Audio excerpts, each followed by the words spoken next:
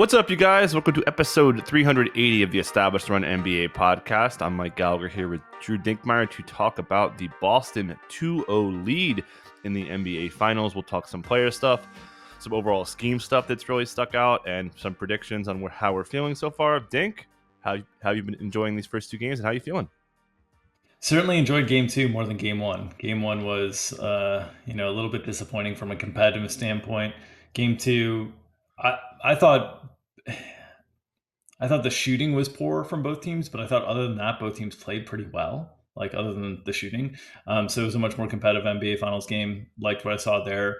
Obviously, feeling pretty lousy about Mavs in seven at this point, down 2-0. Winning four of the next five feels like a Herculean task with what we've seen from the first two games. But really impressed with what we've seen from Boston. And honestly, this is what I've wanted to see from Boston for a while in the playoffs. And we'll get into it, what exactly is happening here. But everything that I could have asked for from Boston right now is basically happening. They're playing great basketball. Mm-hmm. Yeah, let's start with I want to start with the Dallas offense. I think that's the bigger issue. 89 points in game one and 98 in game two. Haven't scored 100 points yet. And I think I was watching some of the national stuff, really both days. One when we were in Colorado and I had no choice. And they're just playing on Kyrie. And I think it's almost gone too far. The way he's playing is pretty good. He actually leads the series and shots off drives. He's just missing everything. I think he's 0.38 per possession on his 21 jumpers. He's missing everything. His shot quality is about the same. He's just missing it. So do you think that Kyrie's just run bad? Obviously, some credit has to go to Jrue Holiday, who's been the primary on him. But really, the big question is, if Kyrie can't turn this around, they're kind of dead. Do you think that Kyrie Irving has just run bad? Or basically, how much is this because of Boston is impacting him? Yeah, it's hard when one of the best shot makers in NBA history, honestly, stops Mm-hmm. making shots. And how do you attribute that to him, to the defense that he's facing, and ultimately, I do think Drew Holiday and Derek White are making things more uncomfortable for him. When you see, like, I guess there's a difference with Kyrie from a shot making perspective. Tough shots that are in rhythm, I think for Mm-hmm. him are not that tough of shots. But he's not in rhythm as much this series. Now he's still in rhythm plenty enough, but I'd say like I don't know, 80% of his shots are in rhythm compared to 100 or 95% of his shots in the previous series in terms of getting to spots and just being able to elevate. Now there's a little you'll see a number of possessions kind of stop where he gets to a spot, can't really elevate, tries to kind of duck under, gets kind of stuck with a pivot foot, and then has to kick back out to Luka and like Mm-hmm. restart the shot clock. And you're seeing more of those possessions than you saw in any of the first three series for the Mavs. So I think it's really a credit to Boston's defense in terms of their ability to cut off driving lanes and make things just uncomfortable for Kyrie on the whole. I do think in terms of the weight of where the offense is struggling, it's hard because Boston's not leaving guys, Mm-hmm. and Luka and Kyrie aren't breaking things down off the dribble enough to force Boston into rotation. And then Luka's largely shooting pretty well. And so it's hard not to blame Kyrie for the offensive struggles right now. But it's really not so much that it's just Kyrie that is creating these offensive struggles. It's great Boston defense and their ability to cut off driving lanes one on one that are just taking away all of the easy stuff for Dallas. So even in last night's game when Mm-hmm. Dallas was playing from ahead early in the game, Boston is having a hard time knocking down threes. The quality of the shots just felt like at some point when these threes start going in, there's going to be an avalanche on Boston's side. It ended up happening very late in the fourth quarter is when it finally happened. But it Mm-hmm. just feels like every bucket that Dallas has to work for is very difficult, with the exception of when Luka can hunt matchups very occasionally. When Peyton Pritchard is in the game, he's able to do that. But generally, Boston's done a really good job at pre-switching and keeping Kristaps Mm-hmm. Porzingis and Al Horford out of these spots where Luka can just pick on them. So I think Boston's just done an incredible job offensively, defensively on the whole. Yeah, for sure. And then we talked so much in the OKC series about the corner threes, and that's been probably the biggest stat. There's a couple other ones, but so in the finals, the Mavs are taking just 4 corner threes per game. That's down from almost 12 per game in the first 3 rounds. They're just not getting those, and that's a credit to Boston. We talked about that, how Boston was going to be ready for that, and they were. And just a couple other things. The biggest difference here is the catch and shoot stuff. It is a wide gap. Catch and shoot points for the series so far: Boston 64, Dallas 18. Spot up 65-21. There's a lot of overlap in those two plays. Transition scoring: Boston 51, Dallas 34. Points on cuts: Boston 21, Dallas 13. Boston's even winning the rim points by 2, 76-74. And then Synergy has a shot quality stat for high quality shots, so a lot of dunks, uncontested corner threes, 56-27. So Boston is just piling on all the quote unquote good shots on, and it's just making a huge. Like Dallas is playing so far uphill by design, and that's what Dallas does. That's Kyrie's bread and butter, Luka's bread and butter, but they're not getting enough help, and Boston's offense isn't even playing like that great. It's just their defense is absolutely carrying them. Do you think that there's a way that they could kind of shift this offense to being more dynamic? And even Jason Kidd said they've got to find someone to help. He kind of dropped a hint that he may play Dante Exum more. So Yeah. yeah, how does Dallas score 100? They probably got to score 105 to like win a game. Yeah, for sure. Certainly with the shot quality that Boston's getting right now. I think some of the ways that they could potentially improve Dallas's shot quality is one, turnovers, right? So you need Mm-hmm. more kind of defensive weapons to try to create turnovers. That's where Dante Exum comes into play. It's just he's a bigger, lengthier guard that could potentially disrupt ball penetration and create turnovers. That's one way that they need to be able to do it. And then the other way, I mean, you talked about the disparity in the shot quality between those two teams. I know we're focusing on Dallas right now, but I want to kind of talk about why that discrepancy is happening between these two teams. And the big thing is that Boston right now is able to get to the paint relentlessly with pretty Mm-hmm. much anybody they want is able to touch paint and then get Dallas into rotation. And so that's why you're seeing the points off cuts. That's why you're seeing the dunks and whatnot, because what's happening, you're getting these slot cuts that are available as cutting lanes when they're able to drive towards the rim. You're able to get ball movement around the perimeter. That's getting some of these corner threes that are wide open. All of this is because essentially Jason Tatum and Jaylen Brown are driving relentlessly. Mm-hmm. And when people like, I understand Boston isn't shooting the ball well. I think they're playing offense very well. They're Mm-hmm. keeping their turnovers generally down. They only had 10 turnovers in game two, and they're getting to the paint over and over again. And so there's times when Boston will settle for like step back threes and different things, and they might shoot the ball well. I don't think they're playing well in those moments. I think they're just shooting the ball well. In these games, I think they're playing well. They're just not shooting the ball well. When they play well and shoot the ball well, it's over.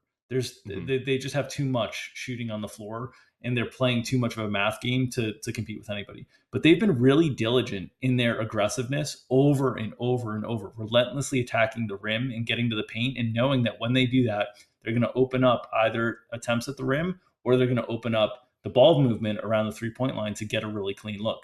Dallas, on the other hand, right now, in terms of their ability to get in touch to the paint, it's not there. There's no availability. Boston is kind of pinching in. They're not helping off, but they're kind of pinching in um, at the elbows essentially, and creating with their length impediments to getting towards the rim. So you're having to see when Dallas is kind of kicking the ball out at times to create open shots, it has to go to the above the break three. That's the only spot that's kind of back and available. And Boston is basically like, yeah, we'll let you have Derek Jones Jr. shoot those above the break threes, and we'll live with that, or Maxi Kleber, whoever it is out there. And when they're trying to actually get to the paint, there's just a wall there that they're having a hard time finishing over. And then they're having a hard time creating those kind of wraparound passes to the corner to get those open threes. So essentially, what you're seeing from Dallas offensively is their inability to touch that paint and get into that paint is creating a lot of contested, more challenging, difficult twos or rush 3 pointers late in the clock, or forcing their ability to get offense off of the offensive glass, which is where they were able to have some success last night with Daniel Gafford.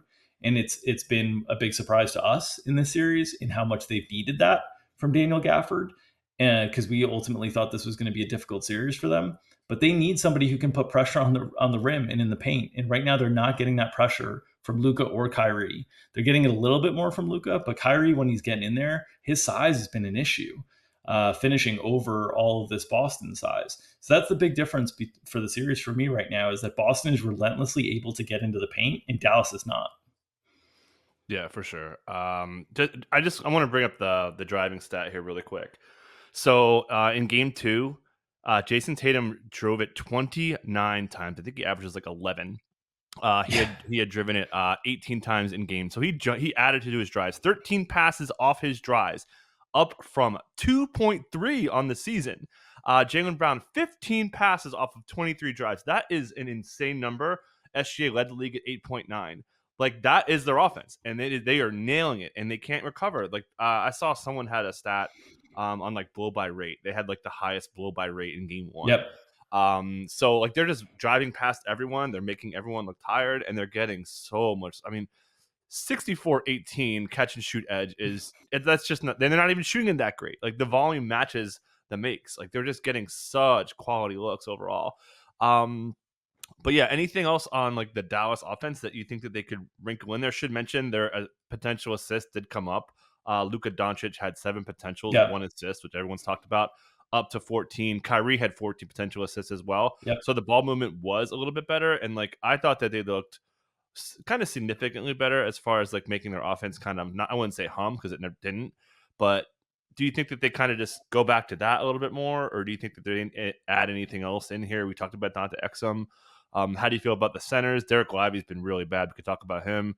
Yeah. Gafford, I thought, played pretty well. The Maxi Kleba stuff isn't working. How do you kind of fill out, I guess, these front court minutes here?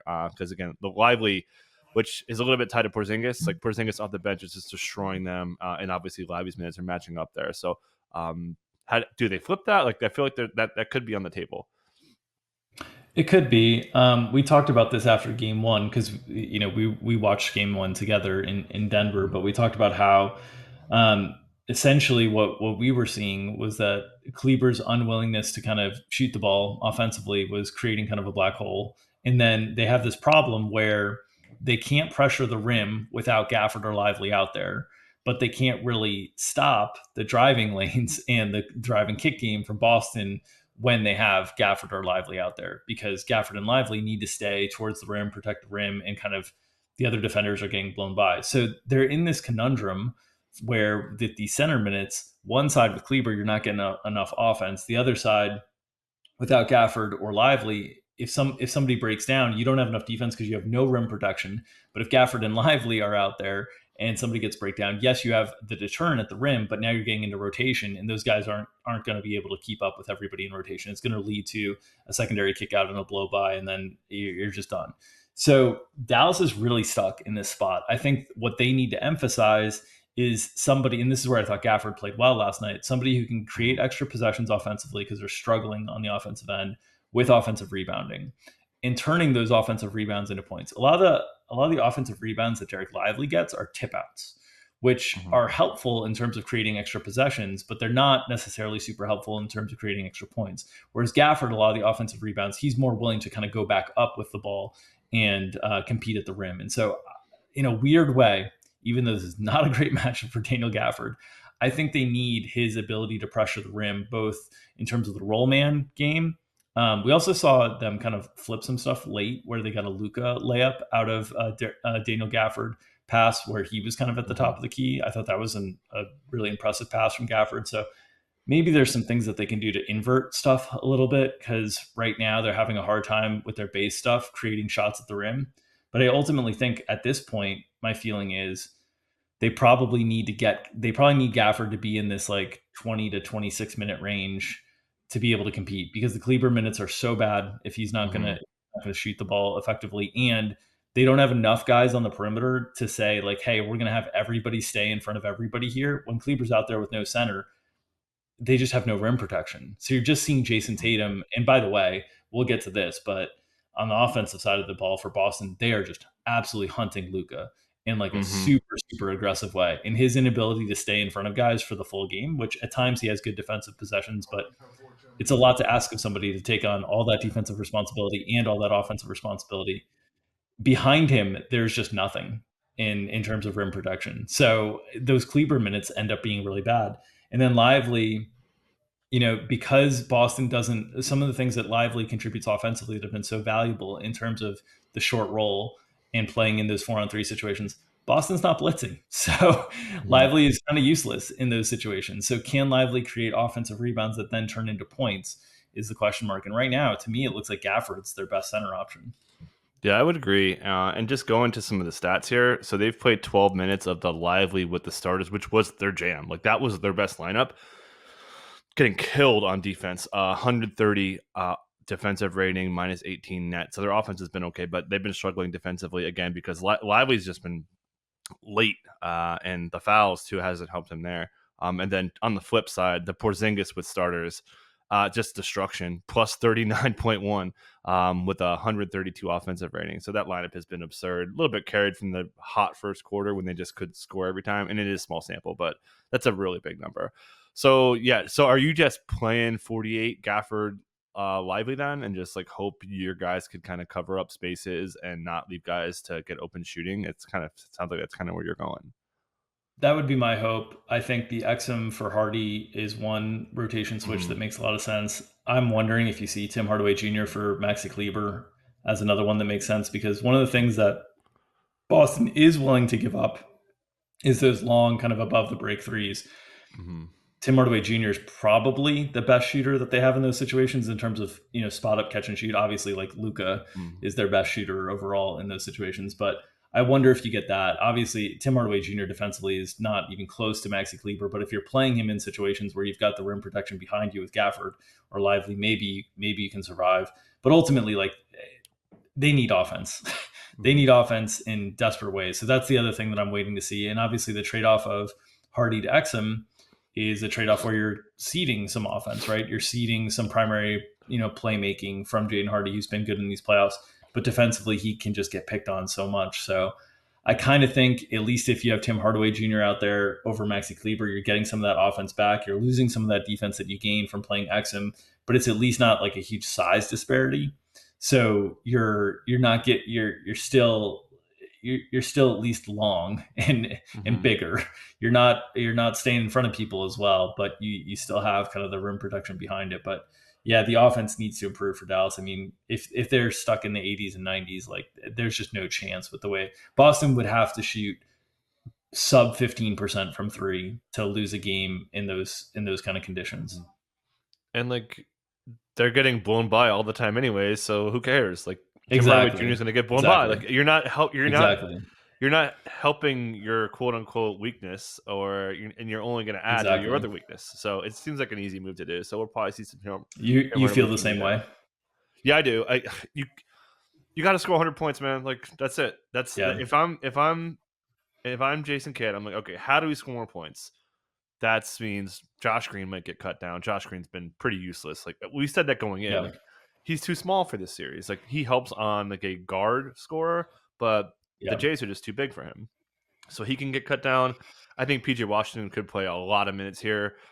We know Kyrie and Luca. We talked about the centers. I'm curious if Derek Jones Jr. could get dialed down a little bit for offense. Hardy's too small for this series. That was pretty. We saw that Yeah. coming like right away that he was going to get cut down. So yeah, I think it's kind of, and then again, like they got to get if Maxi's just not doing it, like it could be bad. So I think it's clear they just got to inject more offense here.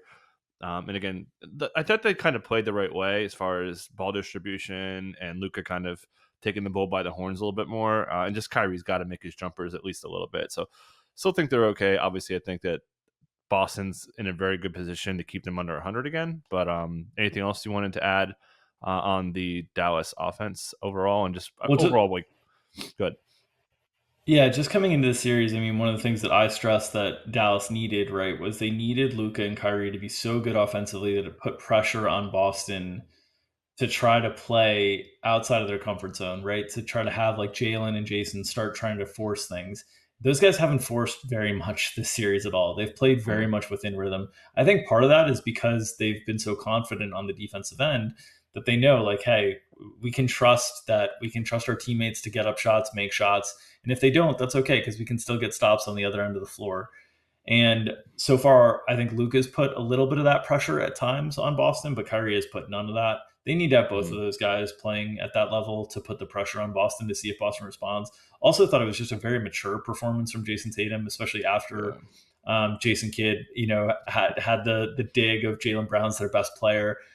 I kind of waited to see if Jason Tatum took the bait and kind of came out like more aggressively and trying to, take shots and like kind of prove, no, I'm the best player, I'm the alpha, and all this stuff. And it was just a very mature performance from both Jaylen Brown and Jason Tatum throughout these playoffs, largely. Though I really think like if you look at the difference between the Mavs and it's so crazy to me that Indiana without Tyrese Halliburton was able to generate such good offense against Boston, and Dallas with Luka Doncic and Kyrie Irving are struggling so badly to create so much offense when the offenses are both kind of heliocentric in terms of like they were running everything through Nembhard or McConnell whenever Indy was on the floor without Halliburton, and they had like one other scorer there and then just perimeter shooter guys. And it's just, this is why I was saying that Boston's defense in the earlier rounds was annoying me, because I knew this was in them. And if they had played like this the whole way, I think I don't know. I think everyone would have probably treated them like the juggernaut that they've been during the course of the regular season. But because they kind of played with their food during the playoffs, it felt like, oh man, we've seen this before. We've seen this against Golden State. We've seen them kind of fumble the bag. And they're not. They're just playing super, super mature basketball on a mission, trusting each other. They've got 6 championship caliber players that they can rotate through. And they are just playing really, really mature championship level basketball right now, not settling, continuing to attack the rim, really digging in defensively. The work that Jaylen Brown and Tatum's been a good defender of the series as well, but the work that Jaylen Brown has done defensively in the series is incredible. He's been amazing. And Jrue Holiday and Derek White, they're always great, but like the intensity and the attention to detail on the pre-switching and all the different things that Boston is doing this series is like, this is the level of professionalism that it was like, yeah. And people might judge this if they go through this series easily and be like, oh, it was a cakewalk and whatnot. They were good enough to make all of this a cakewalk, in terms of the schedule that they got to face. So right now, I just want to focus on like how well Boston is playing, because I really think, I know people are going to be like, well, they shot the ball poorly or whatever. They're playing so intently with every possession. They're treating this like an NBA Finals, that you can't waste possessions, and it's really refreshing to see this team who's kind of climbed that mountaintop over the last 6 years, just 2 games away from actually summiting it now. And then the well-roundedness, which you're kind of talking about here, ESPN stat had this. Boston has 5 players with 15 plus points per game in the first 2 games. First team to do that in the finals since the '87 Lakers. So we're going back like pretty much you and my whole life for when we've seen that well-rounded amount of offense. We got to talk about Jrue Holiday. If you told me, if you made me pick Finals MVP for the first, it wouldn't even be close. Jrue Holiday's impact defensively and offensively has been just massive. I talk about this all the time. Like, for a point guard, he's used so versatilely. Like the roll man scoring, the cutting, the spot up shooting, just the versatile offense has been so good. And man, I mean, what a difference! Like the fact that the Bucks were okay giving Jrue to the Celtics, like they've got to be kicking themselves. One, but this is some of the best basketball I've ever seen Jrue play, man. Again, just totally. If they didn't have the Jrue game, they probably would have lost. Like I thought that's how valuable he was. Do you have anything you want to add on? And can he keep this going? Can he win Finals MVP? I feel like he can. Oh, he absolutely can. What a player. What a person, too. I mean, him and his wife do a ton of work in the communities. And Jrue Holiday has long been a favorite of ours. And so seeing him get to like have these moments on the biggest stages and show his versatility, both, I think his offensive versatility in a lot of ways has been overshadowed by his defensive versatility in the last 5 years. Everybody's talked about how good he is as a defender. He's a heck of an offensive player as well. And especially when paired with the talent that he has at his disposal in Boston here. You mentioned it, the creativity in as a roll man, as a short roll player, as a pick and roll ball handler, as a spot up shooter, as a transition player, as an isolation player in late shot clock situations at times. He can do it all. Just an incredible player. And I think one of the things that this past offseason, if you go back to these trades that Brad Stevens and the Boston Celtics organization made, there was a lot of question marks about, trading Marcus Smart and trading kind of the defensive intensity in the heart and soul of the Boston Celtics and what he had been, right? nobody knew that they were going to be able to land Jrue Holiday later on in the offseason. But man, the leadership that I think Jrue Holiday brings to the table, he's sort of become a little bit of that heart and soul of this team. At least that's what it looks like to me. Whenever they need a bucket, whenever they need to calm things down, the fourth quarters against Indiana, despite the flu that he was kind of playing through, he was taking over those games in his way, defensively, wreaking havoc on the ball handler, stealing the ball in a late game situation, down three to win me a bunch of money in showdown as well, but take that over. Like he's just done everything. So just such an incredible player, and I'm really grateful to be able to see him shine in this big moment because he's been one of these guys that a lot of times players go from like perpetually underrated to overrated, and I think people might have thought that when the Bucks traded so much to get Jrue Holiday. Well, the Bucks got a title out of that. Hmm. I think he's just been underrated his whole career. I think he's gone from like really wildly underrated to just a little bit underrated, but he's the perfect championship player. He can do it Yep. all.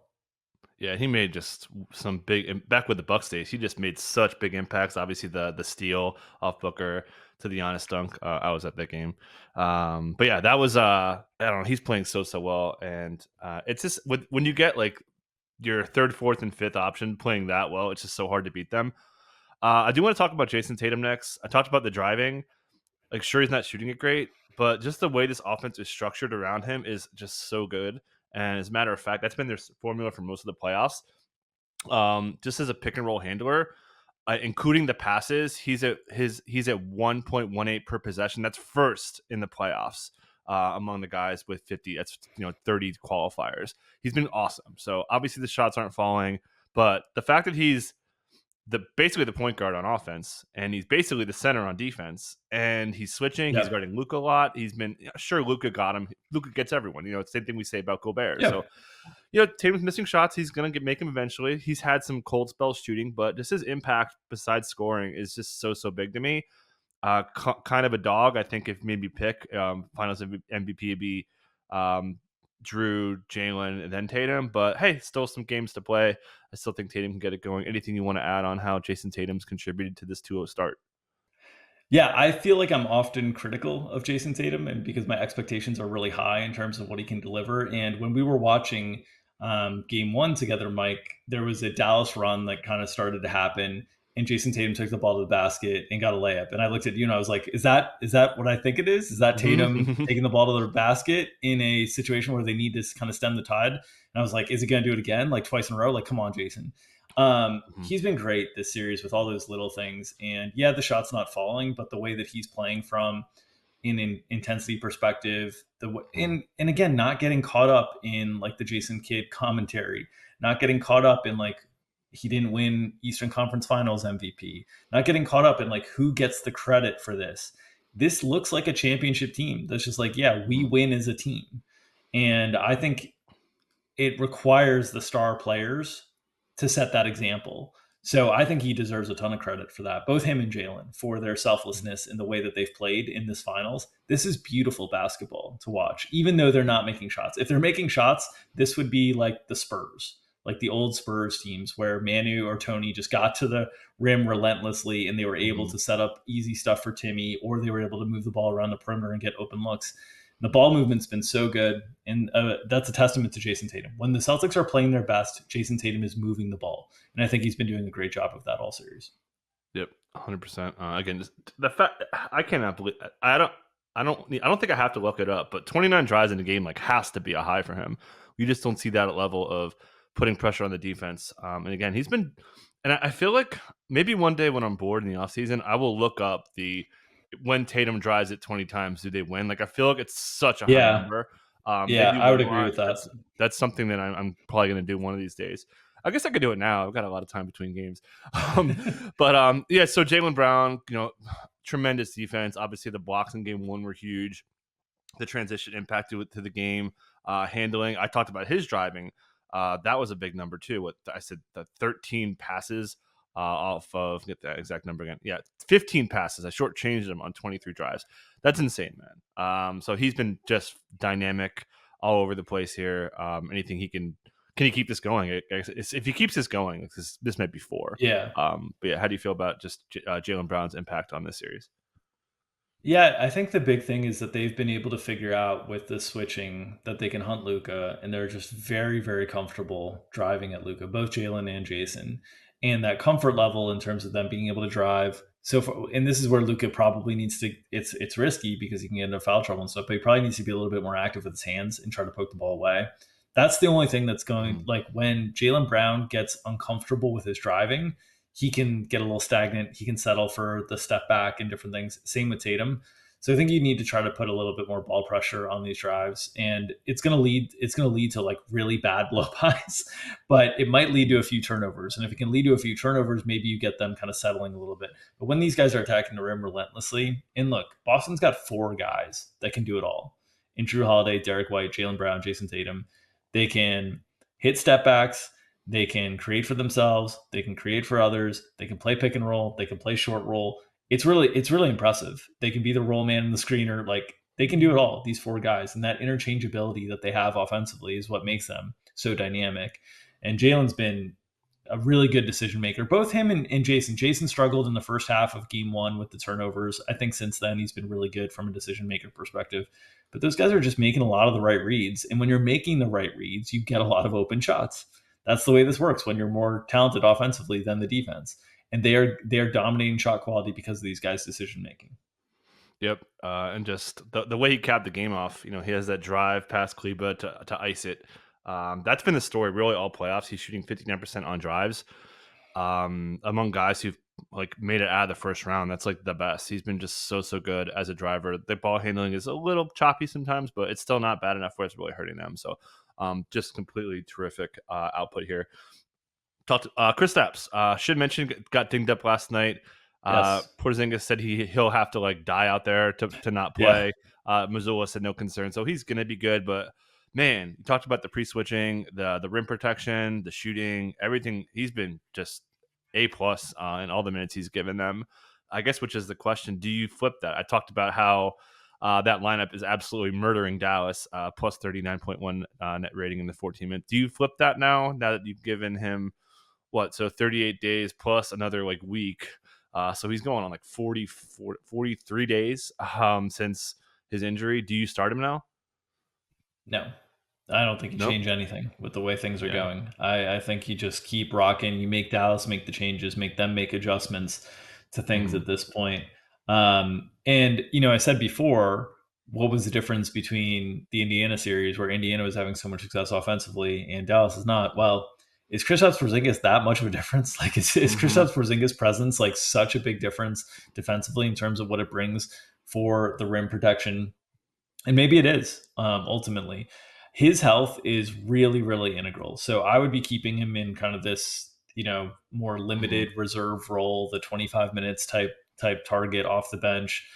Think he's been able to play with energy and effectiveness in those, more limited minutes. I wouldn't adjust anything there. And there were a couple tweaks during the game for him with the calf. So I'm a little bit Hmm. nervous. I think if you're a Boston fan, that's like the one thing you're a little bit nervous about, right? Everything else you're feeling great about right now. But the one thing is, like, if this calf thing flares up again and we're forced to miss time from Kristaps Porzingis, do we look the same? Are we able Hmm. to create the same level of shot quality? Are we able to protect the rim in the same manner? Because the team we saw without him at the back half of the Cleveland series and against the Indiana series, even though the Indiana series was a sweep, would seemingly have a lot more problems with this Dallas Hmm. iteration than what we've seen so far.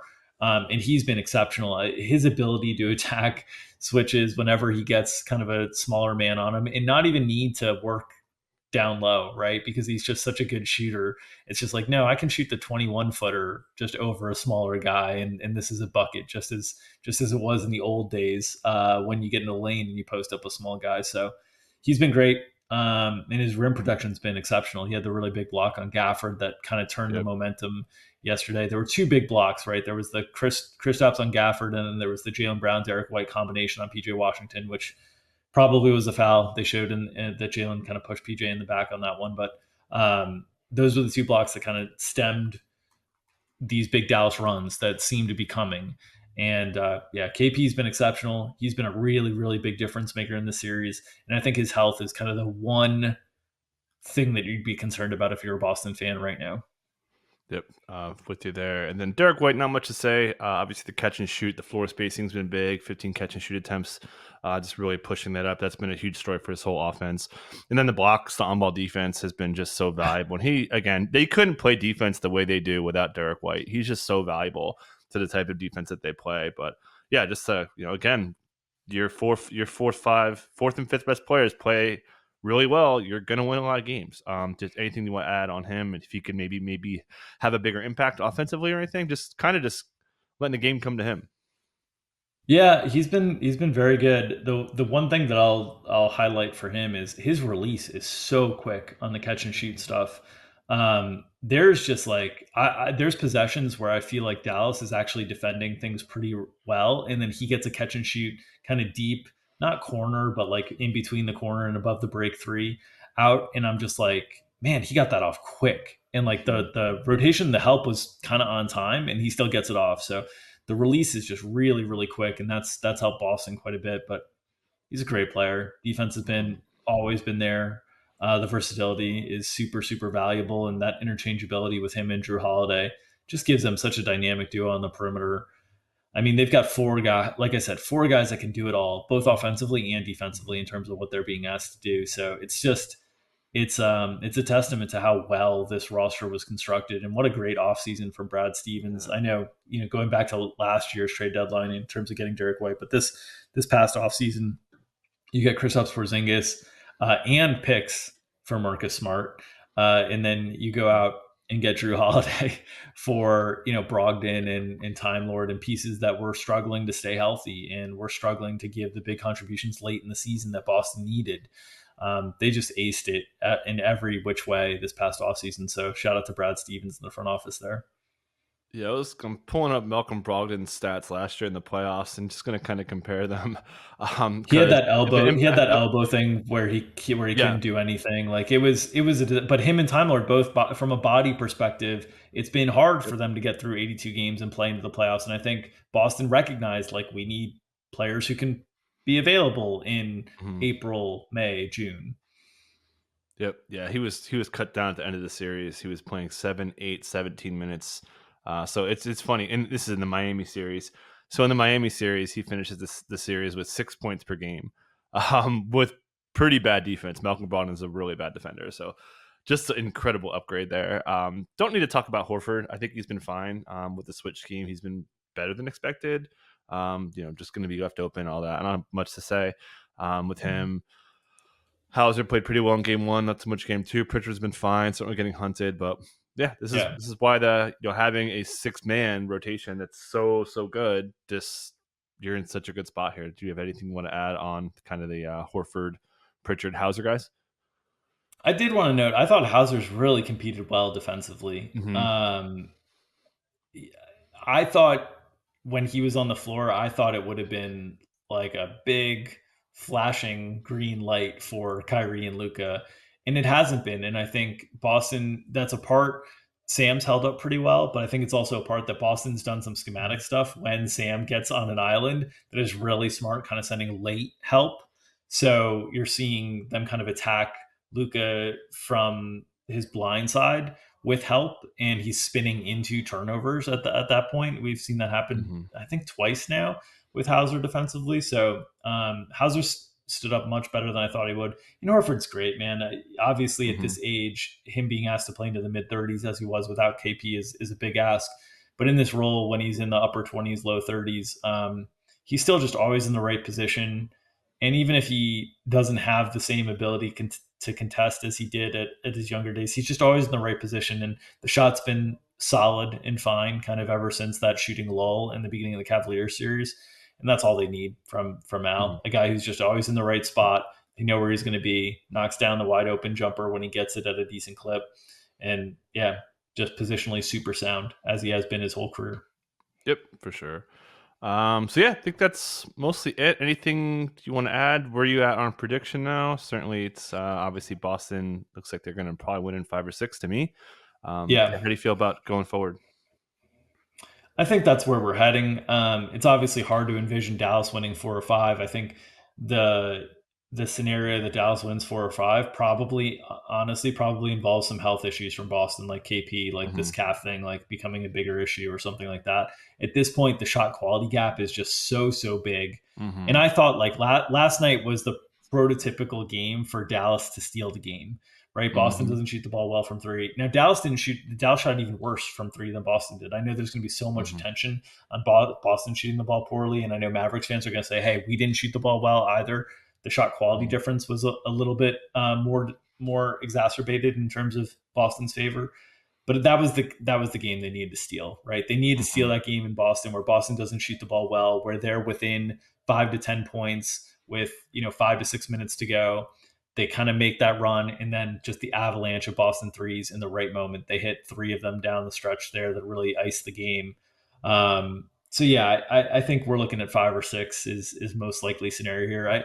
I do think I said in previous series with like Minnesota and whatnot that I thought, I wanted to stress, even when the tide was turning against Minnesota in the Denver series, that I thought like Minnesota was still alive. Even when they got down big to Dallas, I thought like that, hey, they're playing in these games in a way that there's still an out. I don't feel quite that way in this series. I feel like there's just such a big mismatch from a shot quality and shot generation perspective right Hmm. now that to win 4 of 5 while facing that uphill battle seems too much to me. Maybe we get Kyrie and Luca like really putting pressure on Boston's offense by their ability Hmm. to hit tough shots and kind of break you down. But are we going to get that 4 and 5 games? I don't know. So I kind of think if Hmm. there's going to be a turn in this series that's going to bring more optimism around Dallas's ability to win this series, it's probably going to be something where Kristaps Porzingis is more limited than we're experiencing in these first 2 games. Yeah, pretty much agree. Talked about the potential assists being converted for Dallas. Everything kind of went their way. Not everything, but much more than it did in game one. So, yeah. You should also note, the Boston hasn't lost on the road at all in the playoffs. That's been a trend Yeah, for them too. So, Dallas going home isn't really like a win, like it would be for some of the other teams. So, yeah, I think I would probably go Boston in 5. I think they'll probably split, and I think Boston probably closes them out. Obviously, I wouldn't bet on that. But yeah, it feels like this again. It's such an uphill climb, and they just Dallas could get by having, 2 scores. Sure, PJ Washington pops off here and there. Derek Jones pops off here and there. But over the course of a series, I feel like that's so unlikely. And Boston's not letting it happen. They're not helping off. So yeah. I feel pretty good that Boston has a significant upper hand here overall. Okay. Anything else to mention before we get out of here? And then we'll wrap up game 3 on Thursday, see how that goes.